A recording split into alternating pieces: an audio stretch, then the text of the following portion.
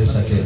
آج یہ پورا اہتمام 18 اولاد ابو طالب بنی ہاشم کا انشاءاللہ یہ کے بعد دیگرے آپ اپنے کاندھوں پہ تابوت لے کر چلیں گے. یہ کون لوگ ہیں؟ کنہیں رونے کے لیے آئے ہیں؟ عزیزوں، تاریخ کہتی ہے کہ روضہ رسول سے ایک آواز آ رہی تھی، حسین 3 دن سے تیری مادر پر نہیں قبر میں چل جائے. شب وہ آئی تھی میرے پاس یہ کرتی ہوئی پین، گھر میرا لٹتا ہے فریاد رسول ثقلین، گھر میرا چھوڑ کے جاتا ہے میرا لال حسین. اے حسین جاؤ ماں کے پاس چلے جاؤ، ماں سے رخصت ہو لو. آپ کے سامنے میں بہت آہستہ آہستہ 1-2 باتیں مجھے عرض کرنی ہیں، وہ پہنچ جائیں. مجھے یقین ہے یہ جو دھوپ میں بیٹھے ہوئے ان سے انجمن عباسیہ کمیٹی کے تمامی اراکین ہاتھ جوڑ کی گزارش کرتے ہیں کہ وہ دھوپ سے سائے میں چلے جاؤ. دیکھو یہ اہتمام تمہارے لیے کیا گیا ہے تاکہ آنے والے زائرین کو زحمت نہ ہو، تکلیف نہ ہو، اور کوشش یہ کی گئی ہے کہ ہر آنے والا زائر پریشان نہ ہو.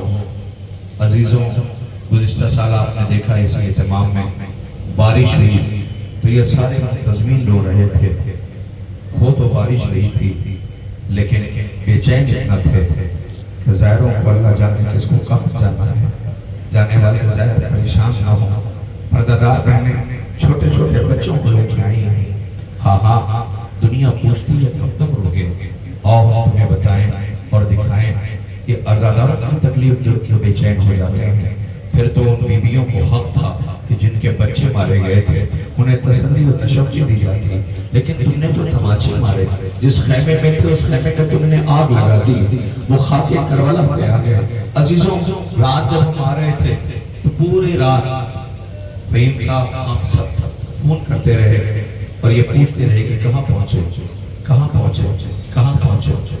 اے سرزمین کربلا، مہمان جب آتا ہے تو اس کا استقبال ایسے ہی کیا جاتا ہے، لیکن تم نے لباس رسول کا استقبال تمہاری آغوش میں کیسے ہوا ہے؟ چھوٹے چھوٹے بچوں کے لیے فرات کی ترائی پہ خیمے لگائے گئے تھے. پہلے تو خیمے اٹھائے گئے، اس کے بعد تم نے عباس کو خون کے آنسو رلایا. اللہ، چھوٹے چھوٹے بچے حسرت سے بہتے ہوئے پانی کو دیکھ رہے تھے، تم نے پانی بند کر دیا. عباس مشق لے کے بچوں کے پانی لینے کے لیے گیا، تم نے دونوں بازو قلم کر لیے. ہائے کیسا امتحان ہے، یہ کیسی مظلومی ہے. رونے والوں، میں آپ کی خدمت میں عرض کروں، رات جب آئے تو یہ سب جاگ رہے تھے. دل تو چاہا کہ ان سے کہیں دیر رات ہو گئی، اتنی دیر تک آپ جاگ رہے ہو تو تمہیں ہمارا جاگنا یاد آ رہا ہے. شام غریبہ حسین کے 4 برس کے بچے کی بے چینی یاد نہیں ہے جو مڑ مڑ کے مقتل کی طرف دیکھ رہی تھی اور یہ کہہ رہی تھی کہ نیند آئے گی جب آپ کی بھی پاؤں گی بابا، میں رات کو مقتل میں چلی آؤں گی بابا. سمر نے اسے تماچے مارے ہیں، کانوں سے گوشوارے کھینچے ہیں، مگر سوتی باپ کے سینے پہ ہے. اسے سونے کی تلاش ہے کہ بابا کے قریب جاؤں اور جا کر کے میں یہ کہوں بابا مظالم اٹھائے گئے ہیں. سو گواروں دیکھیں، کوئی روایت نہیں پڑھ سکتا، کوئی مقتل نہیں بیان کر سکتا، کوئی مصائب نہیں پڑھ سکتا، اس لیے کہ مصائب پڑھنا مقتل روایت پڑھنا نہیں. احساس کیا کیجئے کلیجہ پھٹ جائے گا. عزیزوں، تابوت جہاں رکھا ہے میری آواز پہنچ رہی ہے وہاں پہ. اس تابوت کے قریب چھوٹی چھوٹی بچیاں بیٹھی ہوئی ہیں.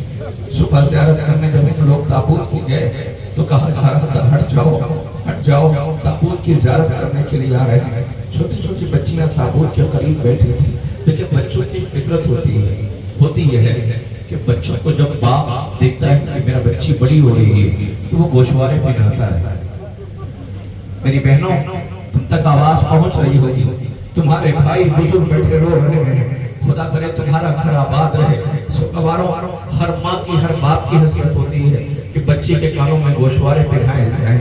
ہاں حسین کی بھی ایک چہیتی بیٹی تھی جسے اللہ سے دعاؤں میں مانگا تھا. وہ بچی بابا کی آغوش میں رہتی تھی، سینے پہ سوتی تھی. حسین نے بھی بڑے ارمانوں کے ساتھ اپنی بچی کو بندے پہنائے تھے.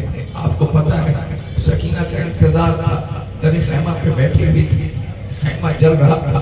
زینب کہتی تھی بیٹا سجاد کو بچاؤں یا تجھے بچاؤں؟ سکینہ خیمے سے باہر نکلی، پہلی بار اس گھرانے کی ننھی فاطمہ پہلی بار بے پردہ بڑا حساس بیوی کو کہ چادر چھن رہی ہے، پہلی بار ننھی فاطمہ جلتے ہوئے خیمے سے باہر نکل رہی ہے، شمر سامنے کھڑا قہقہا لگا رہا ہے کہ ایک مرتبہ بچی کے رخسار پہ تماچا مارا، بچی خاک پہ گر گئی، فرات کا رخ کر کے کہتی چچا عباس شمر نے تماچے مارے ہیں۔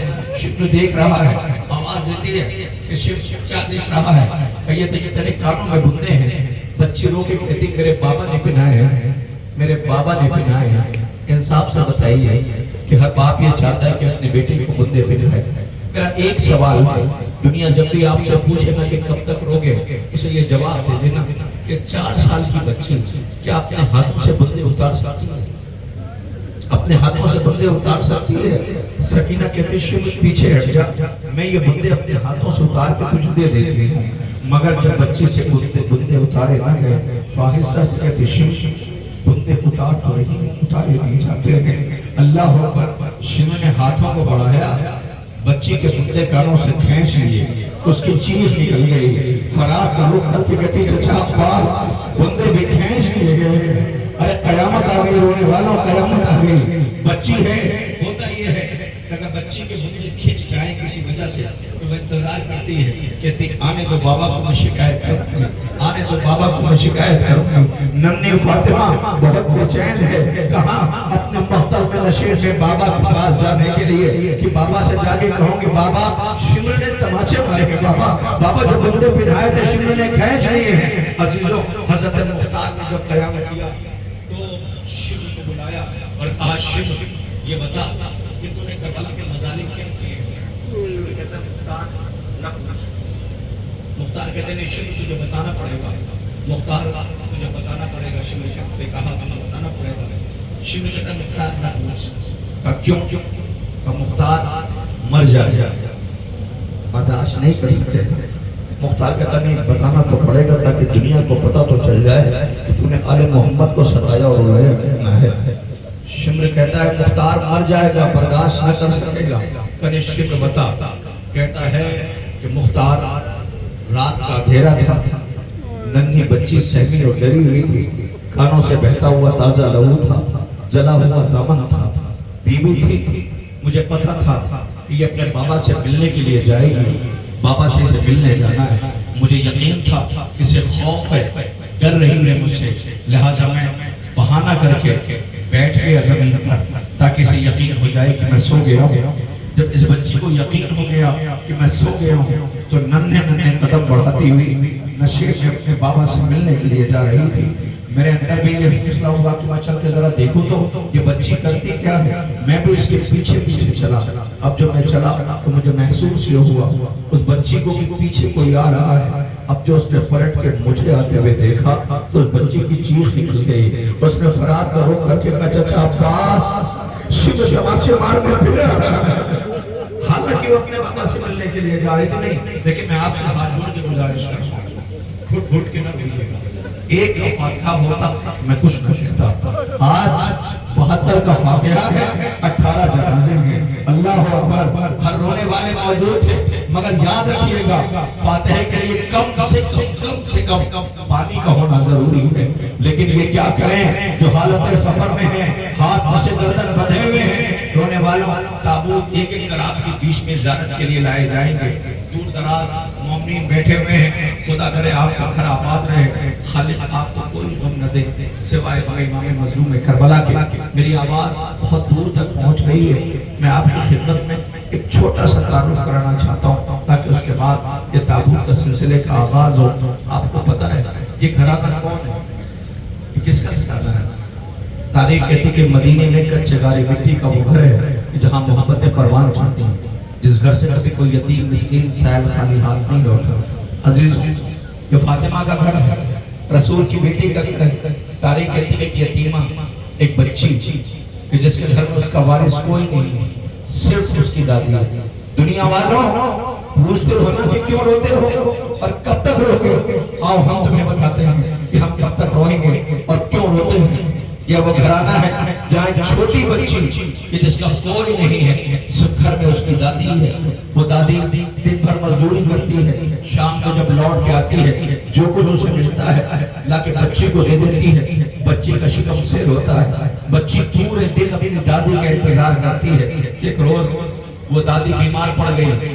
بیمار پڑی، ایک دن گزرا، 2 دن گزرا، تیسرا دن آیا. وہ نڈھال تھی، میری طرف متوجہ رہی ہے، نڈھال ہو گئی. ایک مرتبہ دادی صاحب سے کہتی دادی کیا مدینے میں کوئی ایسا نہیں ہے کہ جس گھر پہ جا کے سوال کروں اور میرا سوال پورا ہو جائے؟ آواز دیا بیٹا ایک گھر ہے. تو کس کا گھر؟ کا رسول کی بیٹی کا گھر، فاطمہ کا گھر. نہیں بیٹھ جائیے، سن لیجیے، آنکھیں جب فرات بن جائیں گی میں تابوت لانے کی گزارش کرنے لگوں گا. رونے والوں بہت روئیے گا. کا ایک گھر ہے رسول کی بیٹی کا گھر، وہاں جاؤ، جا کے سوال کرنا، تمہارا سوال پورا ہو جائے گا. عزیزوں وہ بچی رسول کی بیٹی کا گھر پہنچتی ہے. نقاہت کا عالم یہ ہے کہ پیر کہیں رکھتی ہے، اس بچی کا پیر کہیں پڑتا ہے. آخر کار رسول کی بیٹی فاطمہ کے گھر پہنچ گئی. دق الباب کیا، آواز آئی کون؟ کہتی میں یتیمہ. جیسے لفظ یتیمہ سنا تو تاریخ فضا میں دوڑ آئی.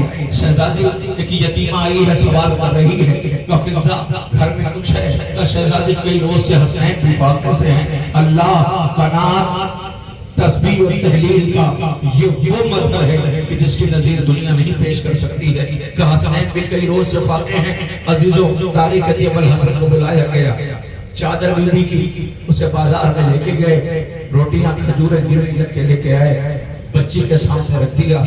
وہ بچی شکم سیر ہوئی. کہا بیٹا یہ کھجور اور روٹیاں لے کے تم گھر چلی جاؤ، میں تمہاری دادی کی دعا کے لیے، شفا کے لیے دعا کرتی ہوں. آپ کو پتا ہے اس بچی نے روٹی اور کھجوریں اٹھائی. اٹھانے کے بعد چند روٹیاں اور کھجوریں الگ کر دی. تاریخ کہتی رسول کی بیٹی نے پوچھا کہ تم نے یہ کھجوریں اور روٹیاں الگ کیوں رکھ دی؟ کہ میں نے اپنے کانوں سے سنا ہے، میں نے اپنے کانوں سے سنا ہے کہ حسنین کئی روز سے فاقہ کر رہے ہیں. آواز دیا بیٹا تم اسے اپنے ساتھ لیے جاؤ، اس لیے کہ ان بچوں کے سر پہ باپ کا سایہ ہے، تمہارے سر پہ باپ کا سایہ نہیں ہے. میرا دل چاہتا ہے میں رسول کی بیٹی سے کہوں بی بی یتیموں کا اتنا خیال ہے، اور کربلا کی یتیمہ دیکھ لو کہ جو آواز دے رہی ہے مانگ کچھ بھی نہیں رہی ہے. وہ کہہ رہی بس بابا کا سینہ مل جائے، مجھے بابا کے پاس جا کر کے بیٹھ کرنا ہے. بابا اس محبت سے پالا تھا. آؤ دیکھو سکینہ کی صورت بدلی ہوئی ہے، وہی گھرانہ ہے، مدینے میں رہنے نہیں دیا گیا. حسین روتے ہوئے مدینے سے رخصت ہو رہے ہیں.